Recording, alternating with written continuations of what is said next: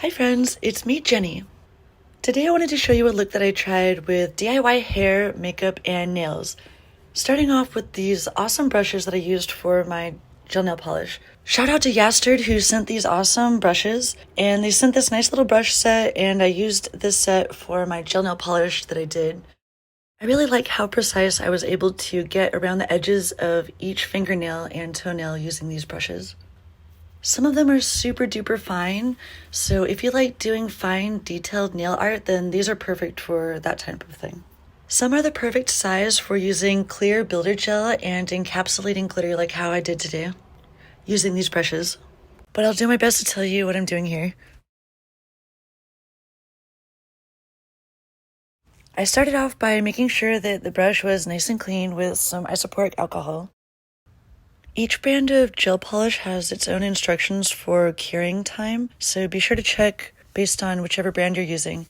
One of, if not the most important steps in doing your own gel nails is making sure that you do thorough preparation on your nails.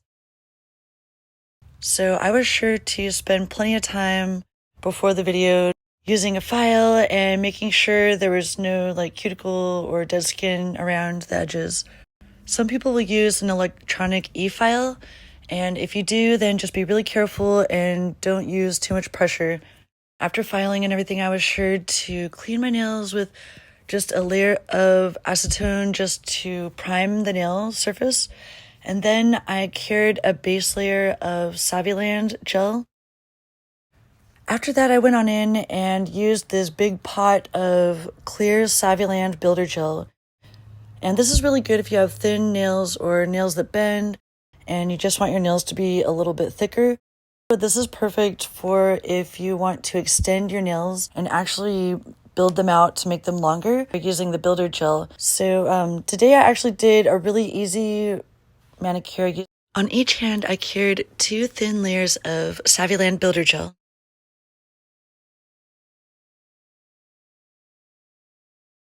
Then what I did was I attempted to do an ombre with 3 different colors of Model 1s. The Yastard brushes were perfect for blending these 3 colors. After curing the colored gel polish, I applied another layer of the clear builder gel, and then I sprinkled 3 different colors of Sia glitter, matching the solid colors of the ombre beneath. After encapsulating the glitter with another layer of the Saviland clear builder gel, I cured a top coat layer, and then I added some gems on top using Saviland Extend Glue 4-in-1. I wanted to show you how this really pretty metallic blue eyeshadow that I got matches perfectly. Although that eyeshadow was so good, I used it up in less than a month.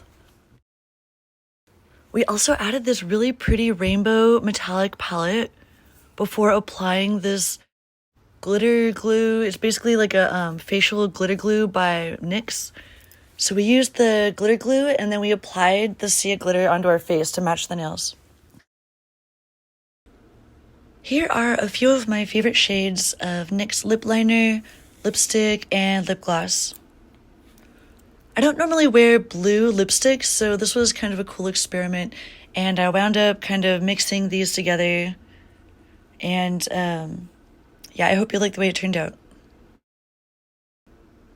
The other day I uploaded a YouTube short about how I did this ombre hair dye. And basically I had bleached a few highlights in my hair a while back, and every so often I'm just updating the color on those highlights. So the rest of my hair is natural, and I used 3 different colors of hair dye and 2 different shades of Lunar Tides, and then this other special effects hair dye that's discontinued that I still happen to have a little bit left of. So I was trying to do turquoise, blue, purple, and I was trying to do like an ombre fade. And of course, my favorite brow and liner pencils from NYX. Hope you like the overall look, friends, and let me know if you have any suggestions for the future. Thanks for watching, and special shout out to my supporters. Have a good one, friends, and I'll talk to you soon.